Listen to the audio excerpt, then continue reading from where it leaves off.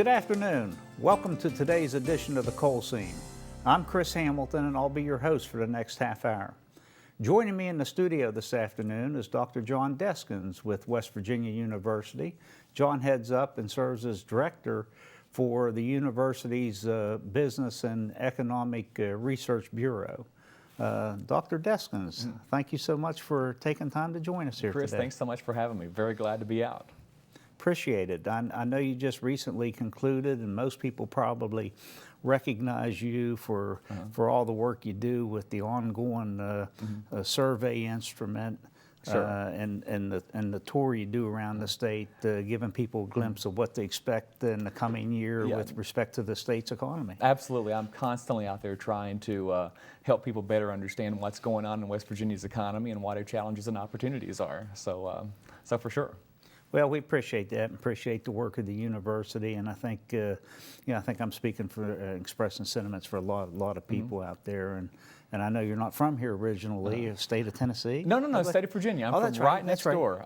Went to school in Tennessee. Went to school in Tennessee, but my hometown is just 2 counties south of the southern tip of West Virginia, in that southwestern Virginia corner. So, but where I'm from is coal country. Both of my grandpas were coal miners. Where I'm from is very culturally similar to West Virginia. It's not a whole lot like Richmond or Fairfax or somewhere like that. So I consider myself to be home. Well, and you certainly seem to be home, and we certainly view you to be at home. That's the other part of what I was going to say there. But very good. But I know we've had the discussion before about some of your relatives that have worked in coal, and the fact that you're very familiar with the coal industry. No, sure. Glad to be here, and I'm glad to do what I can to help people better understand what's going on and what our challenges are, and hopefully how we can overcome those. Well, we're going to talk about some of those. I just know from being around the industry as I am, there's a lot of questions we get asked every day. We've sort of been in a period of decline, no question about that, over the past several years, and a lot of people are quick to ask, are we near the bottom of that fall? Are we about to plateau? What do we expect a couple, 3 years from now? Will the industry come back? Sure. And the report that you recently were involved with and authored, West Virginia coal, or coal production in West Virginia from now looking forward about 20 years. So we're real anxious to get into that. Sure. No, exactly. We're trying to answer those questions, exactly the questions that you referred to. I think the cover of our report is on the screen, but we've gone through a detailed discussion of what's been happening to coal in recent years, and then we present our forecast for where coal's likely to go over the next 20 years, over the long term. And we present various alternative scenarios. If this happens, what will that do to coal production? If that happens, how's that going to affect coal production? So I would invite your reader, your viewer, to go online and get the full report, and you can get a real rich discussion of all the issues that are at play. And the report, I hope we have your website. I think so. I think so. I think they're going to put it online or on the TV screen, and if not, just Google West Virginia coal production, and you can find it pretty easy. But it's got a good discussion, and it's pretty user-friendly. It's not hard to read and understand. Well, I understand that you brought several of your slides, which hopefully we can put on the screen. Absolutely. And maybe talk about some of those individually as they appear. Sure. I mean, for starters, we just show you what's happened to coal production in West Virginia, and it's been really dramatic. And it's sad in so many ways. Coal production in 2008 was close to 160 million tons. 2008, I'm not talking about a long time ago. In 2008, nearly 160 million tons. This year, we expect coal production to come in at maybe 104 million tons. We're not quite there yet, but we think we're going to hit 104 million tons. So the point is, over this very short period, over a 7-year period, coal production in West Virginia has fallen by about 1/3. Just think about that. This industry that's so important to our state from an employment perspective, from an income perspective, from an output perspective, from a historical and cultural perspective, output has fallen by 1/3 in just 7 years. Overall, if you look at the nation, coal output over that same period has fallen by maybe about 16%. So the drop in West Virginia, the drop in West Virginia has been especially, we're especially hard hit. Just in general, southern West Virginia, eastern Kentucky, relatively severe damage, less severe damage in Ohio, Pennsylvania, Wyoming, Illinois, those other coal-producing areas. A lot of reasons for that, and I know we can track it back because we've been involved with it, and we've been, we've been challenged on a number of fronts, but I think you could point to several factors Sure. that more or less converged at the same time to create a perfect storm. That's exactly the term that I use. We really have a perfect storm of various things that are coming together at the same time to really put downward pressure on coal demand. The first of these four factors is, of course, the federal environmental regulatory climate. There's no doubt about it that the environmental policies at the federal level have severely hurt coal.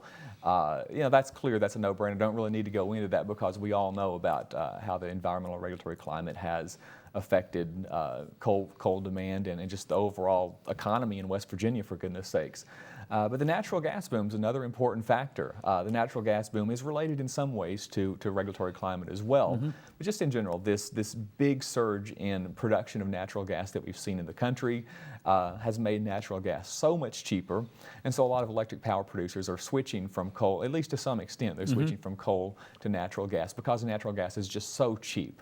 So these two things are coming together at the same time in so many ways. Third factor is just a negative global market for coal.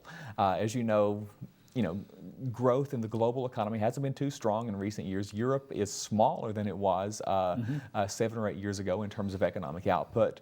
Chinese economic output is slowing down substantially. India, just across the globe, we see less growth over the last few years. And so that's hurting the global demand for steel. Less construction, less steel. If we have less steel demand, that translates into less metallurgical coal demand.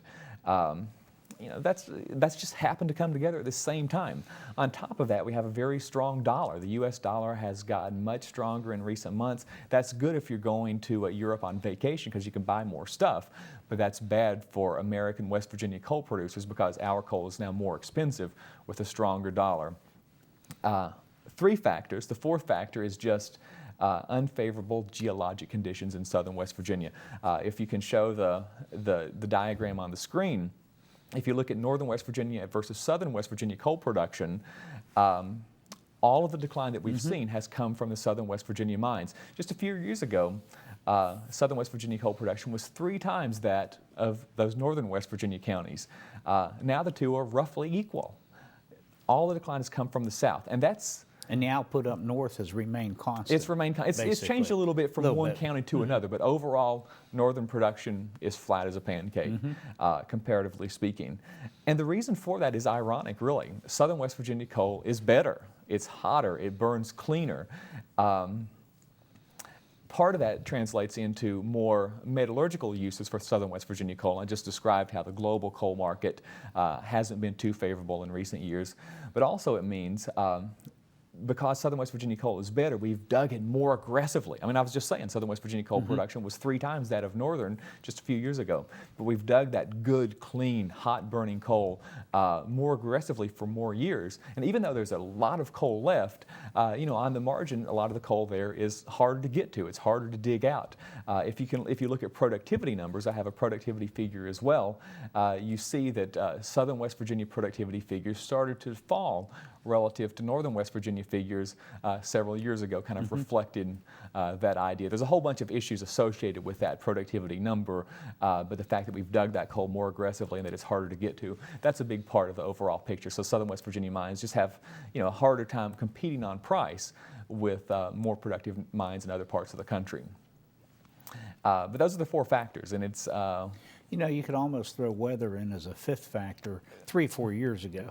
Last couple years we've returned to like normal winters, but we went, probably at the somewhere around the peak of these other issues converging together. We experienced very, very mild winter patterns, which meant less power was used. Yeah, no doubt about it, and that's a very good point that you make as well. So, but the whole picture is we've just had a heck of a bad streak here with so many factors coming together. We have some optimism. For example, the global economy is going to improve. It's been slow. It's been sluggish. Let's talk about that just momentarily because, You know, I think you made an excellent point. We were China and India jointly were consuming just heretofore unprecedented levels of energy. Absolutely. For both for both steel production And just thermal, too. and thermal. That's- And if I'm not mistaken, their economies were running on double digits for a decade or so. Sure. And here just 18 months ago, 2 years ago, all that sort of slowed, didn't come to halt, but it really slowed down substantially. Well, that's the thing. The biggest ray of optimism in this whole picture is the fact of the matter is in the long term, global coal demand, global coal usage is rising. It may be down a little bit now, it may be down a little bit for the next year, but in the long term, coal usage is rising globally. Maybe not in Europe, maybe not in America, but in China, in India, in many other parts of the world, in many parts of the world where they don't even have electricity currently, for goodness sakes. In the long term, coal demand is rising, so that gives us some optimism. As the global steel market improves, that will help, help with the exports of. So I'm not sure everyone understands. I talk to miners all the time and people within the business that don't really understand all of our competitive forces. Well, no, exactly. But you have to have coal to make steel. Yes. And when Yes. China picks up again, when India picks up, they're going to be building more stuff. They're going to be using more steel. They have to buy coal to support that steel production. Right. And So the question then becomes, where do they buy it from? And like I that gets said. to the competitive forces that I was Well, mentioning absolutely. there. Because, Southern West Virginia coal especially is good for metallurgical uses. A lot of the coal that we export from Southern West Virginia is met coal. Yes. So that's a ray of optimism in this in this broader picture. We think the U.S. dollar is going to weaken as well. The U.S. dollar has been unusually strong lately. It's hard to predict currency values, especially if I could predict currency values perfectly, I'd be in the Bahamas on the beach because I'd be rich. But we do think over time the U.S. dollar will weaken. That will help with exports as well.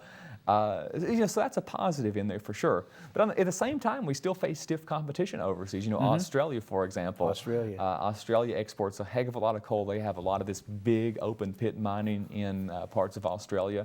We really ramped up our export capabilities and production here several years ago, and a lot of that had to do with some major catastrophic weather events that were occurring in Australia. No, exactly. The floods in Australia shut because down a lot they of those generally mines. mine it a little cheaper and they have shorter transportation costs. So yeah, 2012 was really a banner year for coal exports because of the slowdown in Australia. But what I'm saying is we have some optimism with regards to global markets. We have some negativity though because Australia is a very tough competitor. But that's where the biggest ray of optimism comes from for sure. Well, we have what I've heard being characterized as a forced conversion taking place in this country because of the mandates coming out of Washington, because of the president and EPA's Clean Power Plan. That all but mandate that gas be used at higher levels and coal be used at lower levels. Even within, I don't know if you want to go to this topic yet because we have so many topics we could discuss, but even one ray of optimism within the country is this. Right now we have a glut of natural gas. We don't have the infrastructure to get natural gas to all the manufacturing that's going to be there in the long run, and we're not moving very fast with regards to exporting natural gas, liquefied natural gas overseas. But here's one ray of optimism. If we could move forward with exporting liquefied natural gas, LNG, Yes. that would be a positive. Because listen, in Europe, gas prices are very high. They're very low in America. If we could export liquefied natural gas to America, we'd see a conversion. To Europe. Did I say that backwards? Yeah, if we could export natural gas from here to Europe, we'd see prices rise in America, prices fall in Europe. With the LNG exports, it's going to cause gas prices to rise. That would help coal in a lot of ways because it wouldn't be so. Are the constraints on being able to export natural gas right now, is all that based on the lack of reserves we had and the desire of the country to keep natural gas here a decade ago? I think I don't know all the issues associated with that, but for one thing I will say I don't think we have the infrastructure in place perfectly. I think we need to do more with just the facilities, the infrastructure, the mechanical aspect of liquefying the natural gas and shipping it out for export. But I think a lot of it is just policy-based impediments. you know, I don't fully understand all the issues, but if we can move forward to change policy, to make policy more conducive to That would export. provide relief in several areas. As you say, it would increase our costs. It would provide a market that's that is there right now. Well, it just I mean, makes it's very sense. I mean, futile. that's what the market would do. It makes sense in so many ways. It's going to help America's gas producers. It's going to help Europe. It's going to help America's coal producers. Yes. And we need to make sure that policy is, you know, the way structured the way that it should be. So I hope that policy it becomes structured appropriately. But again, I don't understand all the issues fully there. Well, and West Virginia gains when both gas and coal are doing well, and it seems like we've been caught up in a phenomenon where in order for gas to do well, coal has to do not so well or a little bad, you know. Boy, that's not what we need in West Virginia. I No, mean, not at all. with the challenges we face, we need coal to do well, we need gas to do well, we need manufacturing to do well, we need tourism to do well, we need And all solar's doing well in West Virginia. You know, none of these fuels in state are really competing fuels. You know, most support allow the market to dictate who does a little better. But Sure. But I mean, I think it's healthy to have a mixed and balanced portfolio. No, I think so too. Absolutely. And if we're going to be the energy state, and everybody's long said that West Virginia's the energy state, you know, somehow we got to get out of this this sum zero mentality. I absolutely couldn't agree more. We have to work together across industries, across regions, you know, broadly in West Virginia. And you know, does the Clean Power Plan provide as critical as we've been of it?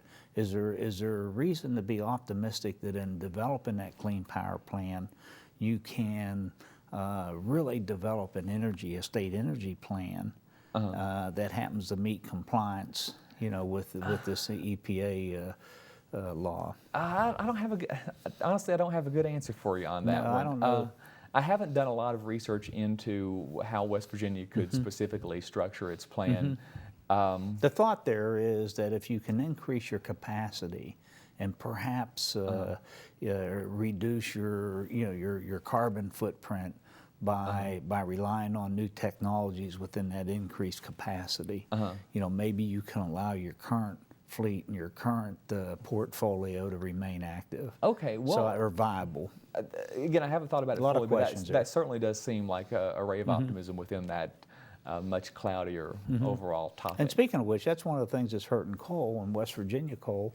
As you well know, we not only export globally, but we export probably a third of our production to our surrounding states. Oh, sure.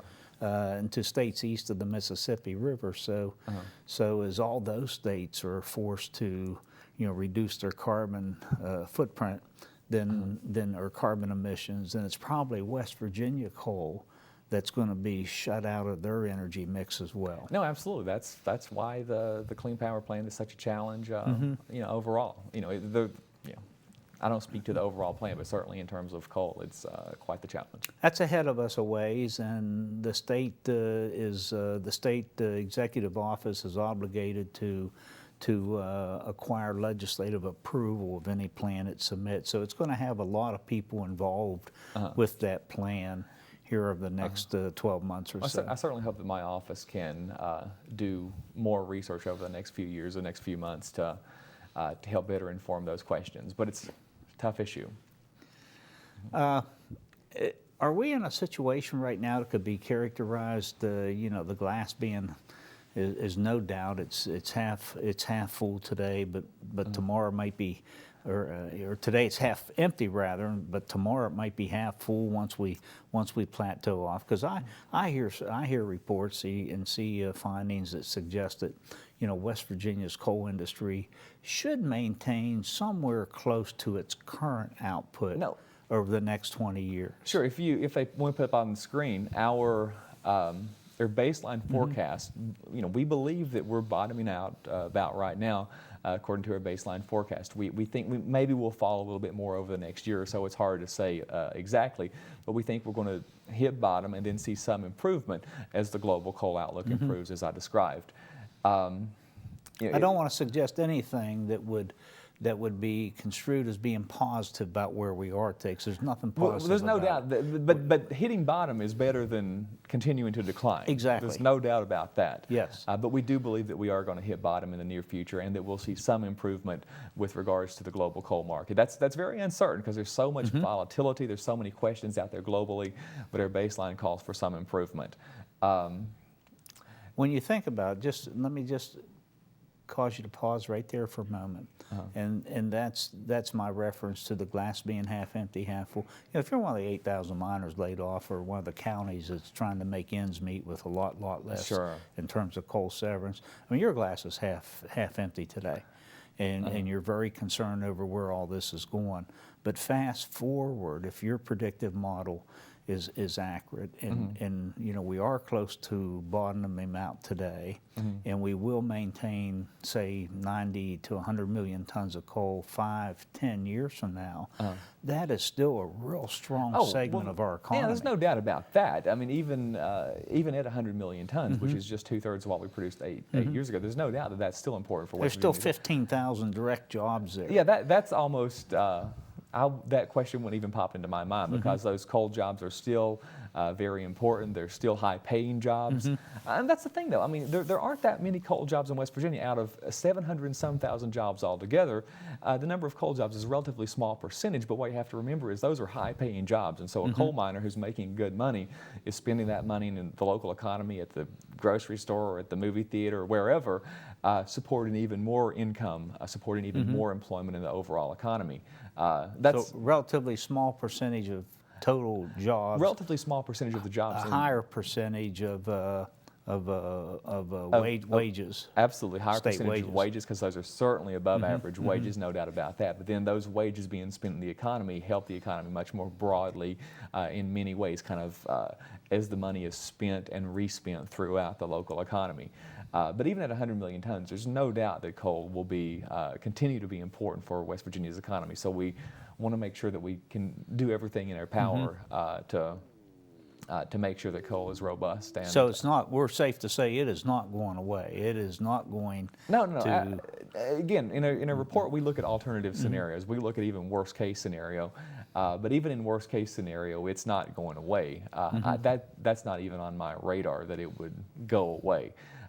Even if domestic coal production went to zero, just the exports of metallurgical coal, you know, that's still something that's still important. We don't want that to happen, right? We don't want to see that happen at all. But even in absolute worst, Have to have met coal to make steel. right? Absolutely. In Can't make America. it with wind, can't make it with solar. So even with just that minimum, you know, the most pessimistic person in the world, even with that minimum there, would still be an important part of West Virginia's economy in the long run. So that's not a question. The question just is hopefully, you know, are we going to bottom out next year or 2 years from now, and how much improvement could we see? Hopefully, with the global. With global improvement versus, you know, the Clean Power Plan is still out there. We still don't know how aggressively that's going to be implemented. That's a big question. And if it will be implemented. It may not be implemented at all, of I course. mean, we have litigation has been, litigation, has started. And litigation, elections. going to have an election change of a national, Yeah. you know, president. And So there's two big federal questions. Is it administrations. implemented and how aggressively? So that's a lot of uncertainty on the, you know, upside and the downside. You were involved in another report, I think, earlier this year. Oh, absolutely. That looked at ways to maybe provide some incentives to expand state consumption of West Virginia So here's the coal. background for that. This is what would surprise most people. West Virginia is a coal state. We've been a coal state for well over 100 years. This is our identity. But with the electric power producers in West Virginia, out of all the coal they burn to produce electricity, you'd be shocked to know that only a little bit more than 60% of that coal is West Virginia coal. Nearly 40% of the coal burned in West Virginia to produce electricity is imported from other states. So we were asked to do a study by the Revenue Department to see if there's a way in which we could, you know, change tax policy, severance tax policy or utility tax policy. Is there a way we can change that to grab more of that 40%, to produce more West Virginia coal in that context? So we did that study. you know, it was very limited in scope. We didn't look at the overall severance tax. We didn't look at changing the tax on any person who bought coal or sold coal. It was very narrow in scope. But we did take a look at that. In that narrow scope, we didn't estimate there would be a huge effect. Bottom line is a lot of the coal that's imported from other states, even though that's an interesting hypothesis and it's an interesting question right off the bat, a lot of the coal is really, so this is the thing, in Grant County, for example, right on the Maryland line, we have a situation where there's